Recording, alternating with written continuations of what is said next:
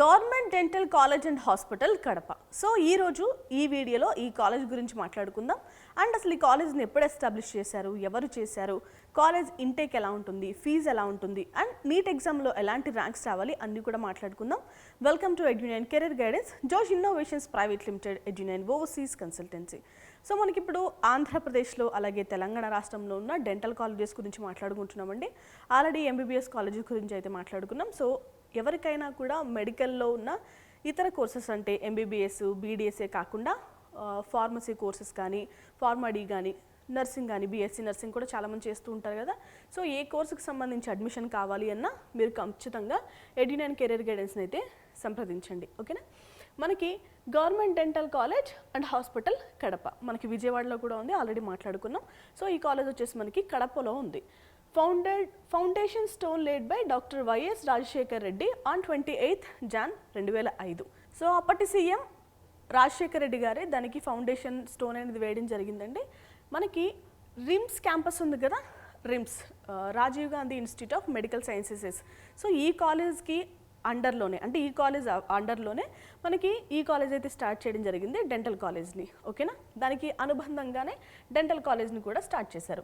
ఇక లొకేషన్ గురించి మాట్లాడాలంటే పుట్లంపల్లి విలేజ్, కడప.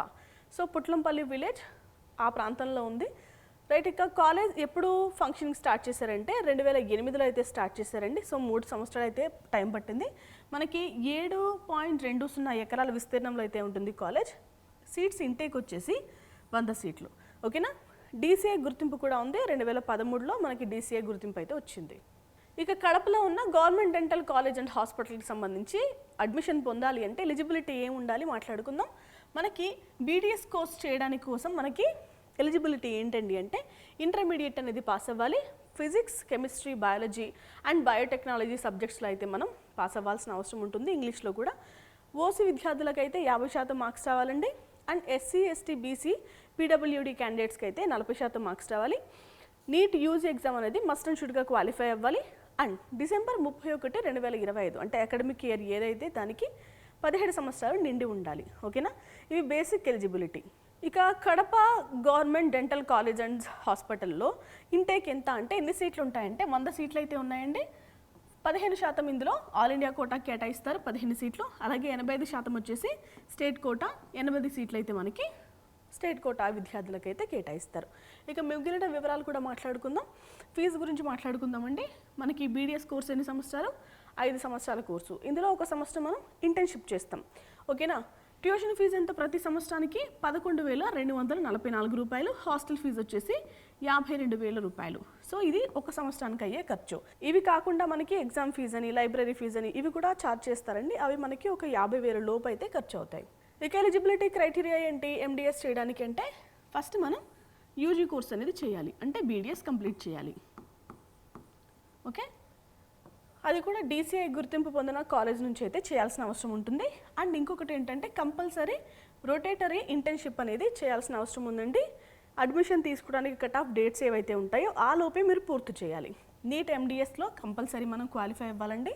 అండ్ ఇంకొకటి ఏంటంటే మనకి పర్మనెంట్ రిజిస్ట్రేషన్ అనేది ఉండాలి. స్టేట్ డెంటల్ కౌన్సిల్లో కానీ డీసీఐలో కానీ మనకి పర్మనెంట్ రిజిస్ట్రేషన్ ఉండాలి. ఓకేనా. సో అప్పుడు మనం ఎండిఎస్ చేయడానికి అర్హత పొందినట్టు. ఫస్ట్ మనం బీడీఎస్ కంప్లీట్ చేయాలి, ఆఫ్టర్ దట్ మనం ఎండిఎస్ చేయొచ్చు. సో మనకి ఈ కాలేజ్లో ఎండిఎస్ కూడా చేయొచ్చు కదా. 23 సీట్ల ఇంటేక్తో అయితే ఉందండి కాలేజ్. ఏ స్పెషలైజేషన్స్ ఆఫర్ చేస్తున్నారో చూద్దాం. ఓవరాల్ మెడిసిన్ అండ్ రేడియాలజీలో 3 సీట్లు, పిడియోడోంటిక్స్ అండ్ ప్రివెంటివ్ డెంటిస్ట్రీలో 3 సీట్లు, ఓవరాల్ పాథాలజీ అండ్ మైక్రోబయాలజీలో 3 సీట్లు, ఆర్థోడోంటిక్స్ అండ్ డెంటోఫేషియల్ ఆర్థోపెడిక్స్లో 3 సీట్లు, కన్సర్వేటివ్ డెంటిస్ట్రీ అండ్ ఎండోడోంటిక్స్లో 3 సీట్లు, ఓవరాల్ అండ్ మాక్సిల్లోఫేషియల్ సర్జరీలో 3 సీట్లు, పిరియోడోటాలజీలో 3 సీట్లు, అలాగే ప్రోస్థోడోంటిక్స్ అండ్ క్రౌన్ అండ్ బ్రిడ్జ్లో 2 సీట్ల ఇంటేక్తో అయితే కాలేజ్ ఉంది.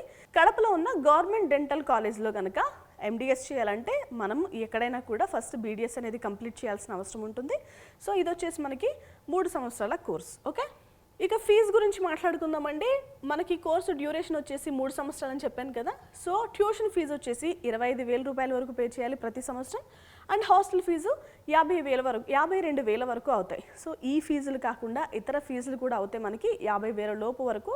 కాలేజ్ టు కాలేజ్ అది అన్నీ కూడా వ్యారీ అవుతూ ఉంటాయి కాబట్టి 50,000 లోపు అయ్యే అవకాశం ఉంది. Okay.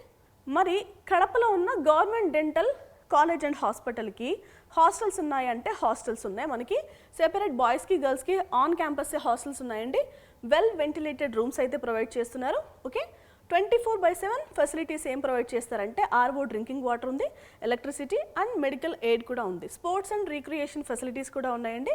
Cricket, volleyball, football, shuttle court కూడా ఉంది. అలాగే క్యాంటీన్, మెస్ సర్వీస్ కూడా ఉంది. ఓకే రైట్, ఇక హాస్టల్ ఫీజు గురించి ఆల్రెడీ మాట్లాడుకున్నాం. 52,000 రూపాయల వరకు ఖర్చు అవుతాయి. మనకి మెస్ ఛార్జెస్ కాకుండా 52,000 రూపాయల వరకు ఖర్చు అవుతాయండి. సో ఇది మనం Kadapa government dental college and హాస్పిటల్కి సంబంధించిన బ్రీఫ్ ఇన్ఫర్మేషన్. అసలు ఈ కాలేజ్లో అడ్మిషన్ కావాలి అంటే నీట్ ఎగ్జామ్లో ఎంత ర్యాంక్ రావాలి ఇప్పుడు చూద్దాం. మీరు కనుక బీసీఏ కేటగిరీ చెందిన విద్యార్థులైతే 1,27,738 లోపు ర్యాంక్ రావాలండి. బీసీసీ కేటగిరీ అయితే 2,21,079 లోపు. ఇక బీసీఈ కేటగిరీ అయితే 1,77,070 లోపు. అలాగే ఓసీ విద్యార్థులైతే 2,64,820 లోపు. ఇక ఎస్సీ విద్యార్థులైతే 2,31,742 లోపు ర్యాంక్ రావాలి. ఇక ఎస్టీ కేటగిరీ అయితే 3,09,461 లోపు ర్యాంక్ రావాలి.